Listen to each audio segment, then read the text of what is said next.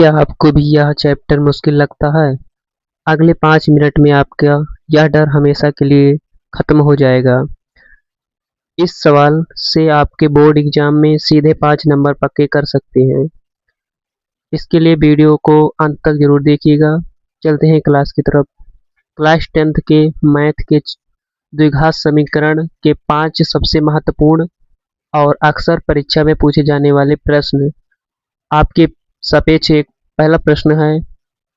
एक रेलगाड़ी 360 किलोमीटर की दूरी एक समान चाल के साथ तय करती है। यदि यह चाल 5 किलोमीटर प्रति घंटा अधिक होती तो वह उसी यात्रा में 1 घंटा कम समय लेती है। रेलगाड़ी की चाल ज्ञात कीजिए। तो हम जानते हैं हल। माना माना रेलगाड़ी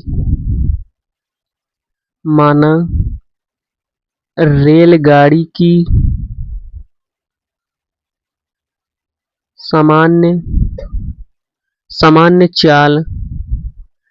चाल इक्वल टू x किलोमीटर प्रति घंटा से चल रही है। तो हमारा दिया गया है कितना 360 किलोमीटर दूरी तय करती है। तय करने में समय लगा कितना हमारा t1 इसे मान लेते हैं। t1 जब मानेंगे तो हमारा दूरी इक्वल टू क्या होती है, t1 हमें मान लेना है। तो दूरी इक्वल टू क्या होगा, रेलगाड़ी की चाल। समय पूछ रहा है तो दूरी टी का मतलब समय इक्वल टू दूरी बटे चाल इक्वल टू दूरी हमारा कितना दिया गया था 360 अपान चाल हमने कितना मांगना x, तो x रख देंगे। इसे घंटे में कर लेते हैं। तो नई चाल हमारी कितनी निकली, नई चाल हमारी निकली x + 5 किलोमीटर प्रति घंटा। नया चाल समय अब हमें t2 मान लेना है। t2 हमारा हो जाएगा 360 अपान x घंटे। हमें t1 माना था और हम यहाँ पर t2 मान लेते हैं। अब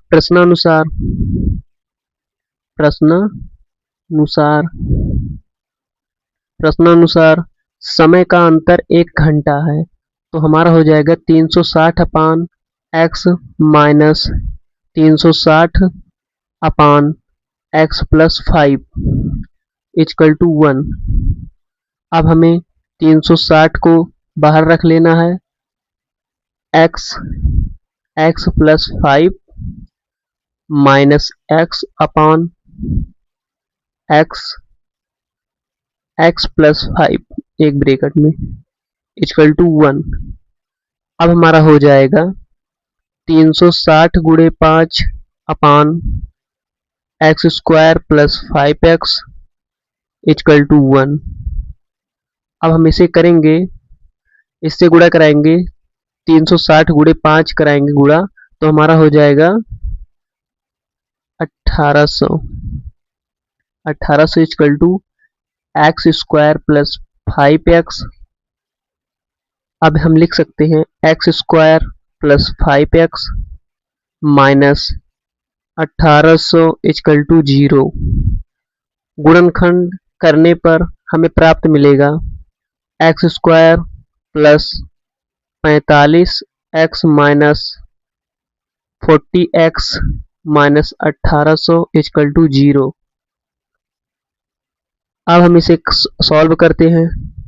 x बाहर रख देते हैं, x + 45 माइनस 40, x को ब्रैकेट के अंदर में ले लेते हैं, प्लस माइनस है तो माइनस माइनस प्लस हो गया, 45 इक्वल टू 0।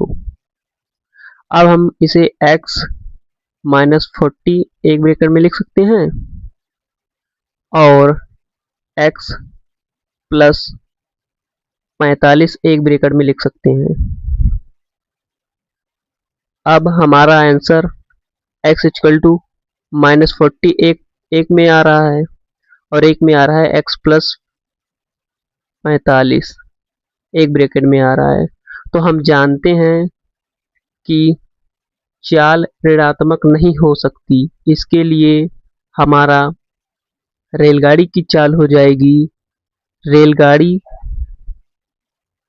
रेलगाड़ी रेलगाड़ी की चाल इक्वल टू हो जाएगी 40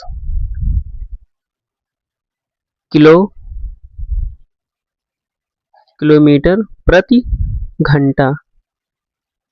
ये हमारा आंसर हो जाएगा। चलते हैं नेक्स्ट क्वेश्चन पर। हमारा दूसरा क्वेश्चन है, तो घात समीकरण 2x² minus 3x plus 5 equal to 0 के मूलों की प्रकृति ज्ञात कीजिए। यदि वास्तविक मूलों का अस्तित्व हो तो उन्हें ज्ञात कीजिए।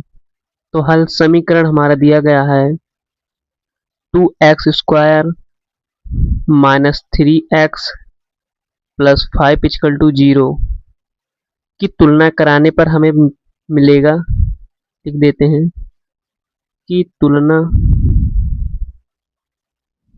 तुलना करने पर हमें प्राप्त मिलेगा a x² plus b x plus c equal to 0 से ये फार्मूला होता है।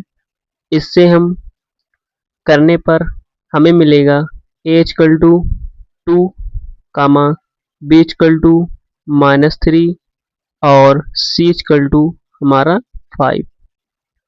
अब इतना करने पर तब एक हमारा फार्मूला होता है d equal to b² minus 4ac। अब d को यहीं पर रहने दीजिए, -3 b हमारा था -3 तो इसे -3 रख देते हैं, स्क्वायर है स्क्वायर लगा देते हैं, माइनस है माइनस, 4 है तो 4 कर देते हैं। a हमारा था 2 और c हमारा था 5। इसे सॉल्व करने पर हमें 9 माइनस 40 माइनस 31 इतना हमारा हो गया। क्योंकि d ग्रेटर देन 0 ऋणात्मक है, इसलिए ऐसे समीकरण के कोई वास्तविक मूल नहीं होते हैं। ये क्या है? काल्पनिक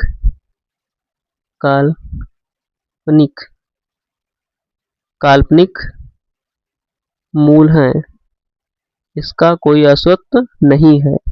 ये हमारा आंसर हो जाएगा। चलते हैं नेक्स्ट क्वेश्चन पे।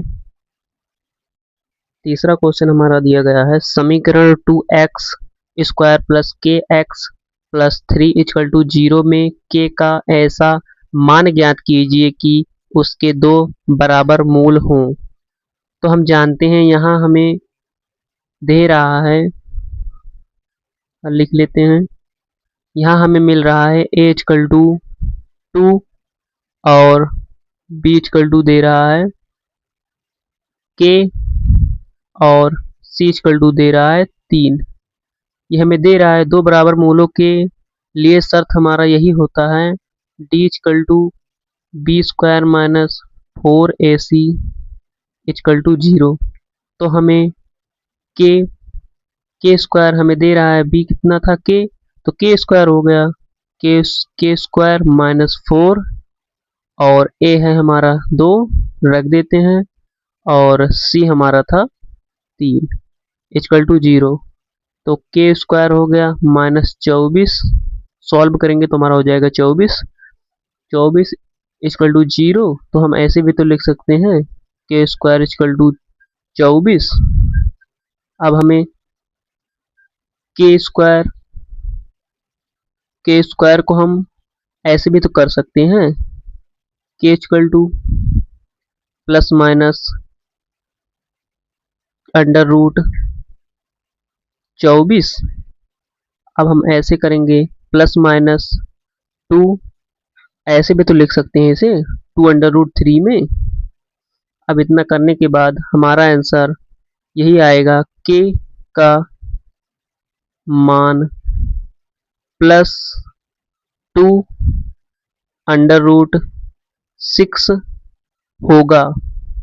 अगर हमें इसे इस तरफ भेज जाएगा तो ये हमारा हो जाएगा माइनस में, या फिर हम ऐसे भी लिख सकते हैं -2√6 होगा। यही हमारा आंसर होगा। हमारा चौथा क्वेश्चन है, दो क्रमागत धनात्मक पूर्णांक ज्ञात कीजिए जिनके वर्गों का योग 365 हो। ये पेपर में हर बार पूछे जाते हैं। यूपी बोर्ड में क्लास 10th में अब की 2025 में ये सवाल भी पूछा गया था। कुछ बच्चे ने गलत करके आया था, लेकिन अब की बार आप इसे चूके ना। हल माना माना पहला पूर्णांक x मान लेते हैं और दूसरा x+1 मान लेते हैं। चलते हैं प्रश्नानुसार।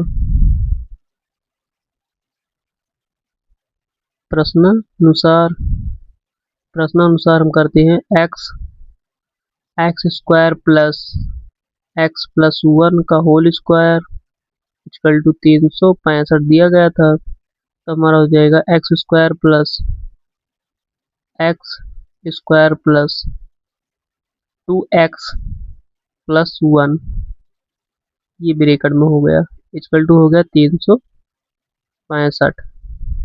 अब x हो जाएगा 2x² प्लस 2x प्लस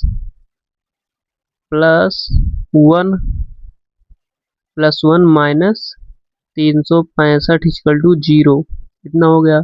ये हो गया 2x² प्लस 2x माइनस 364, क्योंकि एक माइनस हो गया, इक्वल टू 0। अब 2 से हम इसे भाग देने पर, 2 से जब भाग देंगे तो हमारा हो जाएगा x², 2 से गुणा कराने पर, भाग करने पर, सॉरी 2 से भाग करने पर तो हमारा मिलेगा x² plus x minus 182 equal to 0। अब गुणनखंड करने पर हमें प्राप्त मिलेगा, गुणनखंड करने पर हमें मिला x² plus 14x minus 13x minus 182 equal to 0। अब हमें x को बाहर रखना है, x प्लस 14 माइनस 13 को बाहर कर लेते हैं, x प्लस 14 इक्वल टू 0। हम इसे ऐसे भी तो कर सकते हैं, x माइनस 13 एक ब्रैकेट में और x प्लस 14 एक ब्रैकेट में, इक्वल टू 0। x का मान, क्योंकि x इक्वल टू हो जाएगा 13 और या x का मान -14, इधर आएगा तो माइनस में हो जाएगा, क्योंकि संख्या धनात्मक है इसीलिए x इक्वल टू 13, इसलिए ये धनात्मक है। x क्या है? धनात्मक है, इसीलिए x का मान 13 होगा, x इक्वल टू 13 होगा। पहला पूर्णांक 13 और दूसरा पूर्णांक 13+1 इक्वल टू कितना? 14, इसीलिए हमारा पहला हो जाएगा, पहला पद हो जाएगा, यहीं पर लिख देते हैं,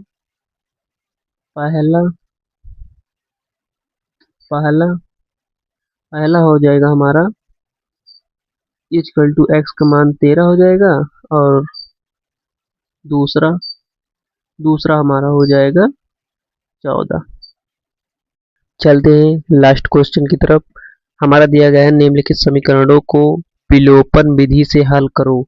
x plus y equal to 5, x minus y equal to 1, यह हमारा दिया गया था, तो हम इसे लिख लेते हैं, x plus y equal to 5, x minus y equal to 1। इसे हम समीकरण 1 मान लेते हैं, इसे समीकरण 2 मान लेते हैं। अब हम समीकरण 1 और 2 को जोड़ने पर, क्योंकि लिख देते हैं समीकरण 1 और 2 को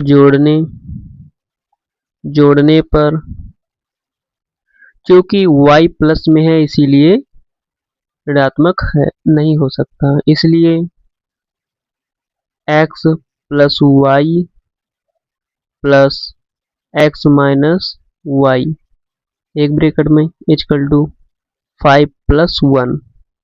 तो हम इसे सॉल्व करेंगे, ये तो हमारा कट जाएगा, वाई वाई तो हमारा हो जाएगा 2x इक्वल टू 5 और 1 6। इतना हो गया। हम ऐसे लिख देंगे x इक्वल टू 6/2, इसे काटेंगे तो हमारा x इक्वल टू मिल जाएगा 3। ये हमारा x मिल गया, x हमारा मिला 3। अब हम x का मान समीकरण 1 में रखने पर तो हमारा समीकरण हमारा एक था x plus y equal to 5 था, तो x हमारा निकला है 3, तो x की जगह पर हो जाएगा 3 प्लस y की जगह y ही रहेगा, क्योंकि हमें y चाहिए था इक्वल टू 5। तो हम ऐसे तो लिख सकते हैं y इक्वल टू, इधर इसे y को इधर भेजेंगे तो ये प्लस में था तो माइनस हो जाएगा, 3 को इधर भेजे तो माइनस हो गया। अब y इक्वल टू हमारा कितना बचा, 2। अब रैखिक समीकरण वियुग्म का हल हमारा यही होगा, x equal to 3 comma y equal to 2, यही हमारा आंसर हो जाएगा। आशा करता हूँ हमारा वीडियो ये अच्छा लगा होगा। अगर अच्छा लगा होगा तो आप लोग लाइक एंड सब्सक्राइब जरूर करिएगा। धन्यवाद।